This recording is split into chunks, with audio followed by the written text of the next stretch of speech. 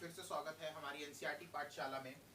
आज का टॉपिक है linear equation in two variable, lecture third. जी हाँ बच्चों, इससे पहले हम लोग लेक्चर 1 और लेक्चर 2 आप सभी के सामने ला चुके हैं। लेक्चर 1 में जैसे कि हम सभी ने आपको बताया वहां पर कि लेक्चर 1 था सब्स्टिट्यूशन मेथड, लेक्चर सेकेंड था इलिमिनेशन मेथड, और अब लेक्चर थर्ड आपके सामने पेश है बाई क्रॉस मल्टीप्लीकेशन मेथड। तो जी हाँ बच्चों, आइए शुरू करते हैं आज का हम लोग अपना टॉपिक। तो सबसे पहले किसी भी इक्वेशन को या फिर किसी भी मेथड को सीखने के लिए हमारे पास सबसे पहले फॉर्मूले होने चाहिए। तो आइए हम लोग फॉर्मूले से स्टार्ट करते हैं। जहां तो देखिए यहाँ पर x, y और 1। देखिए 1 लिखने का एक मतलब था यहाँ पे कि हमने यहाँ पे कांस्टेंट टर्म प्रूफ करना था। हमेशा हमने आपको बताया लीनियर इक्वेशन में वेरिएबल्स के साथ कांस्टेंट की टर्म जब जुड़ती है तब वहां पे जाके एक फॉर्म ऑफ लीनियर इक्वेशन बनता है। और linear equation in two variables in the sense of one variable, two variable, in the third form is the constant. ठीक है, अब आइए शुरू करते हैं यहाँ पे फॉर्मूला। तो देखिए क्रॉस मल्टीप्लीकेशन एकदम सिंपल करना। सबसे पहले बच्चों दिमाग में बैठाइए, एक जगह x होगा, एक जगह y होगा और एक जगह 1 होगा। ठीक है, दिमाग में बैठाइए BCAB। याद रखेंगे आप सभी कि हमारे पास क्या होना चाहिए, BCAB। BCAB होना चाहिए, B1 C1 A1 B1।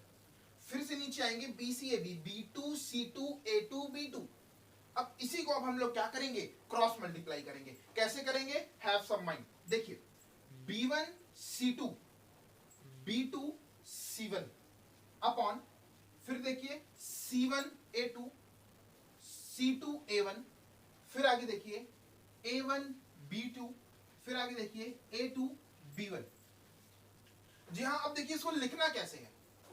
ये तो हो गया फॉर्मूला बनाने का तरीका, B1 C2 B2 C1 C1 A2 C2 A1 A1 B2 A2 B1। अब देखिए इसी फॉर्मूले को हम लोगों को बनाना कैसे है। आइए शुरू करते हैं। x upon B1 C2 minus B2 C1 is equal to y upon C1 A2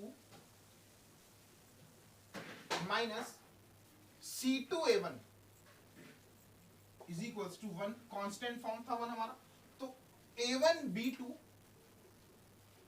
minus A2 B1। जहां बच्चों हम लोग जितनी भी इक्वेशन इस फॉर्मूले के अकॉर्डिंग करेंगे वो सभी इक्वेशन हमारी जो पुट होगी वो x upon B1 C2 minus B2 C1 is equals to y upon C1 A2 minus C2 A1 is equals to 1 upon A1 B2 minus A2 B1 पर होगी।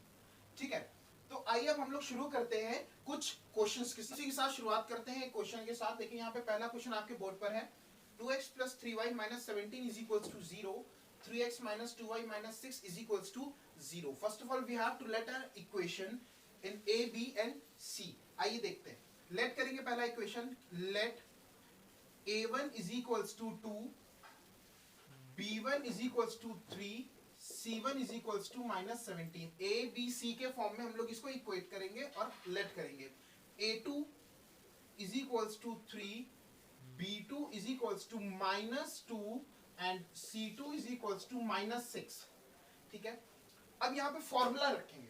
फॉर्मूला क्या रखेंगे, ध्यान दीजिएगा, x y 1 B C A B 1 1 1 1, फिर से B C A B 2 2 2 2। बच्चों एकदम ध्यान दीजिएगा, इस बात को एकदम से आपको ध्यान देना है कि यहाँ पे B1 C1 A1 B1 और B2 C2 A2 B2 होगा। अच्छा, अब फॉर्मूला कैसे डिजाइन करेंगे, आइए फॉर्मूला डिजाइन करते हैं। चलिए B1 C2 B2 C1 C1 A2 C2 A1 A1 B2 A2 B1। ठीक है, कैसे पुट करेंगे, चलिए देखिएगा, x upon B1 C2 minus B2 C1। Next आइए y upon C1 A2 minus C2 A1, 1 upon A1 B2 minus A2 B1।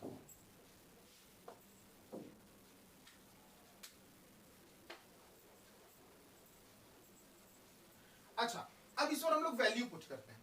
शुरुआत करते हैं। x अपॉन b1 का वैल्यू था 3 इंटू c2 का वैल्यू था -6 माइनस b2 का वैल्यू है -2, c1 का वैल्यू है -17। अच्छा ध्यान दीजिए, देखिए ध्यान दीजिए कि यहां पर भी माइनस है, यहां पर भी माइनस है। इन दोनों, देखिए जब दो साइन सेम साइन एक साथ आ जाते हैं तो वहां पर हम लोग क्या करते हैं, ब्रैकेट का यूज करते हैं। वहां का जो न्यूमेरिकल फॉर्म होता है, जो न्यूमेरिक नंबर्स होता है, उसको हम लोग ब्रैकेट में ले आते हैं। देखिए यहाँ पे दो साइन सेम हो रहे हैं, माइनस यहाँ पर भी है, माइनस अंदर भी है, माइनस बाहर भी है, तो हम अंदर अंदर वाले नंबर, देखिए अंदर वाले साइन के साथ नंबर जुड़ा हुआ है, तो उसको हम लोग ब्रैकेट में ले आएंगे। नेक्स्ट आगे बढ़ते हैं। y upon c1 a2, c1 है -17 इंटू a2 है 3 माइनस c2, c2 है -6। सेम चीज यहां पे करेंगे, दोनों साइन सेम था, हमने क्या किया, नंबर को ब्रैकेट में किया। ओके, a1 क्या था, 2 था, is equals to 1 upon a1 b2, a1 क्या है, 2 है, ओके, b2 क्या है हमारे पास, -2 है, ओके, अब माइनस a2 क्या है हमारे पास, 3 है, ओके, b1 3। नेक्स्ट स्टेप, अब हम लोग क्या करेंगे, इसको कैलकुलेट करेंगे और अब हम लोग इसको सॉल्व करेंगे। कैसे करेंगे, आइए देखते हैं। देखिए इस फॉर्मूले को हम लोगों को रख कर मेंशन करके इस फॉर्मूले को हम लोगों ने बनाया है। फर्स्ट ऑफ ऑल हमें स्टेप यही करना था, लेट किया, लेट करने के बाद इक्वेशन यहाँ पे हमने अपना फॉर्मूला डिजाइन किया, फॉर्मूला डिजाइन करके फॉर्मूला पुट कैसे करना है फॉर्मूला में, अब हमने सेकंड स्टेप किया, वैल्यू पुट करा। अब यहाँ पे हमने वैल्यू पुट किया, अब यहां से हमारा शुरू होता है समुद्र मंथन, मतलब कैलकुलेशन। आइए 6 3 18, माइनस प्लस माइनस माइनस 80। ध्यान दीजिए माइनस माइनस क्या होता है, प्लस होता है, और मल्टीप्लाई भाई तो प्लस तो होगा ही होगा, साइन माइनस का लगेगा, 17 2 34। चलिए आगे आते हैं।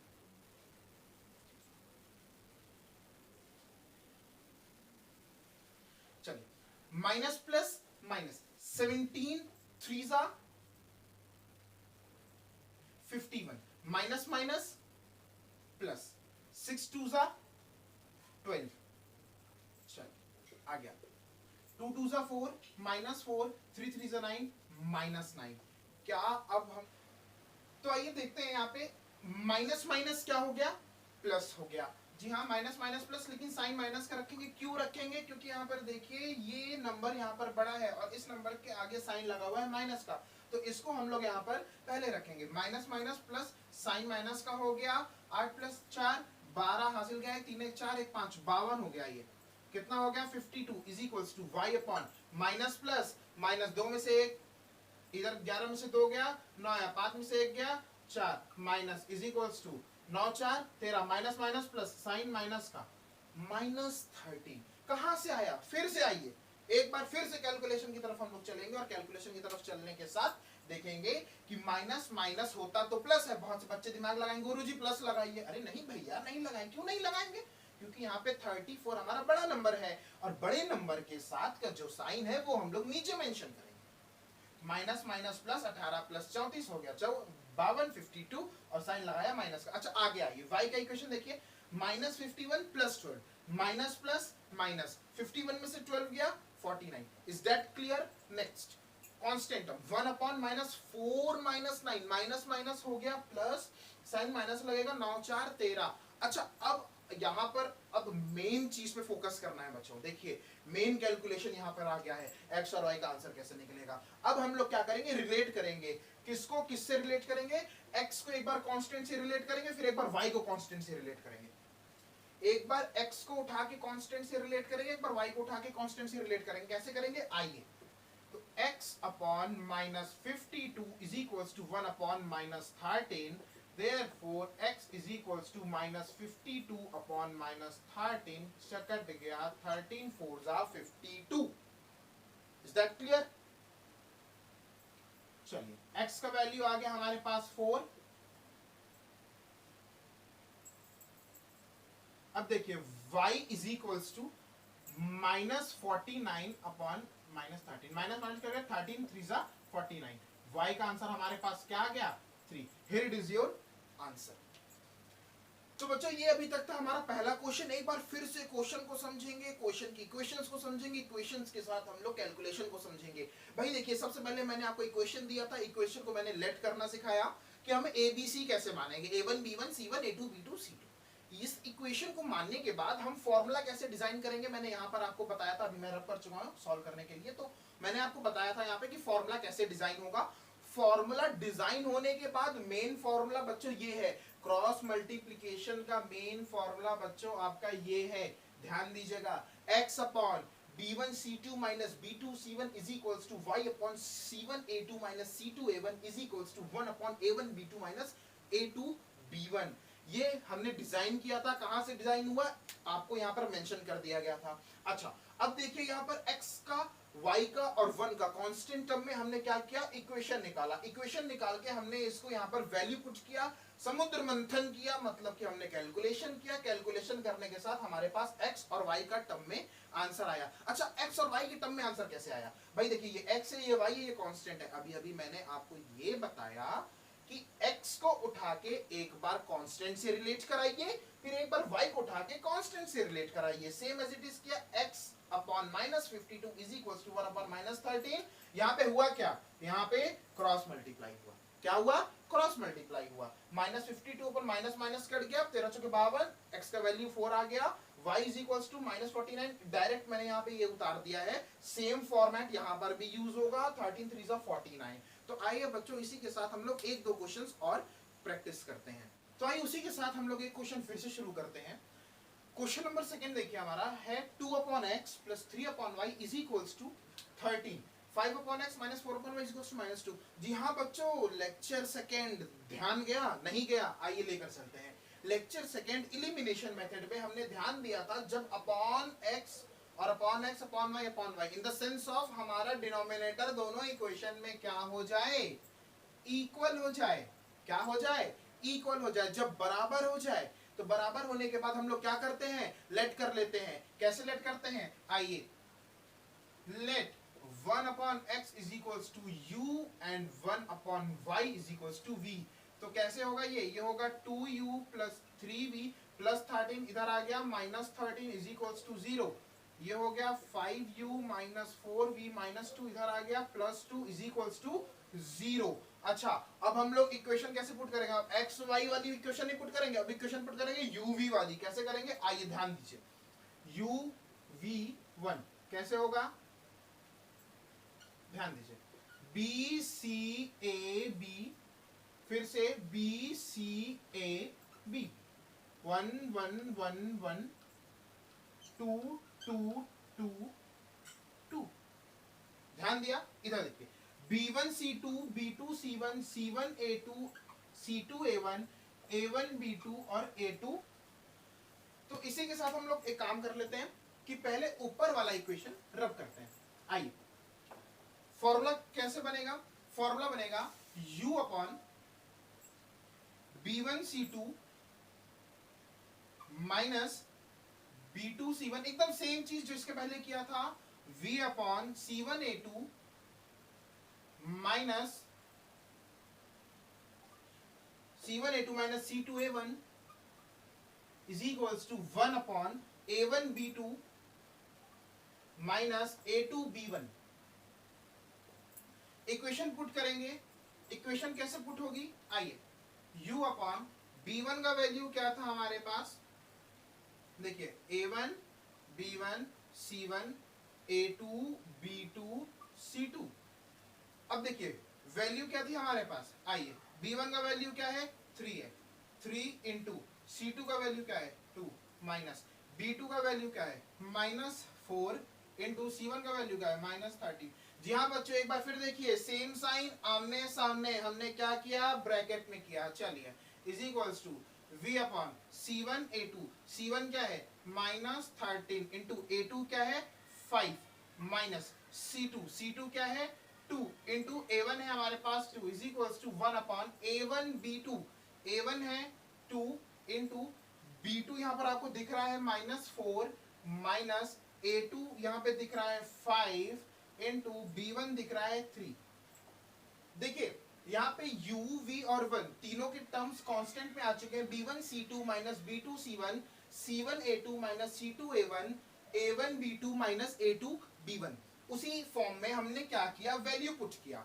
वैल्यू पुट करके अब हम लोग सिंपल क्या करेंगे, समुद्र मंथन करेंगे भैया, मतलब कैलकुलेशन करेंगे। आइए कैसे कैलकुलेशन होगी, 4/3 2 6 माइनस माइनस माइनस प्लस 13 4 52, चलिए is equals to v upon 13 5 65 minus plus minus minus 65 minus 2 2 4 is equals to 1 upon 4 2 8 minus 8 minus 15।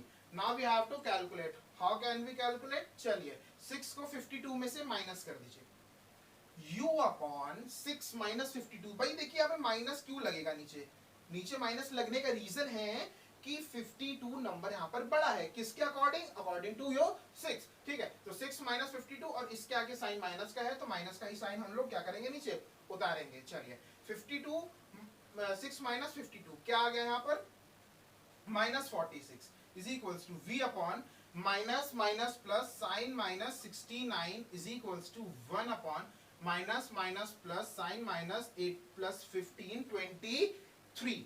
Next अब आई, तो सेम चीज भाई u को पहले कांस्टेंट से रिलेट करो, फिर v को कांस्टेंट से रिलेट करिए, जहां से हमारा u और v का आंसर निकलेगा। तो u upon minus 46 is equals to 1 upon minus 23, therefore u is equals to minus 46 upon minus 20, minus minus कर रहे हैं 23 2 46, u का वैल्यू यहाँ पर क्या आ गया, 2 आ गया। उसी के साथ अब v की निकाल लीजिए, v upon minus 69 is equals to 1 upon minus 23, तो v is equals to minus 69 upon minus 23, 23 3 जा 69, माइनस माइनस कट गया, v का वैल्यू कितना आ गया हमारे पास, 3 आ गया। So here it is your answer and here it is your solution of the lecture 3rd of linear equation in two variable by cross multiplication method। तो बच्चों आज का हमारा जो क्वेश्चंस था, आज के जो सम थे, आज की जो सॉल्यूशन थी, आज की जो समुद्र मंथन वाली कैलकुलेशन थी, वो सिर्फ यहीं पर रखती है। अब हम लोग आगे lecture 3rd linear equation in two variables में आपके साथ मिलेंगे। Thank you, please like share and subscribe our channel and ज्यादा से ज्यादा शेयर करें, ज्यादा से ज्यादा लाइक करें। अगर आपको ये सॉल्यूशन, हमारी ट्रिक्स, हमारे कैलकुलेशन मेथड्स अगर आपको अच्छे लगते हो तो अपने दोस्तों को भी फॉरवर्ड करें। धन्यवाद।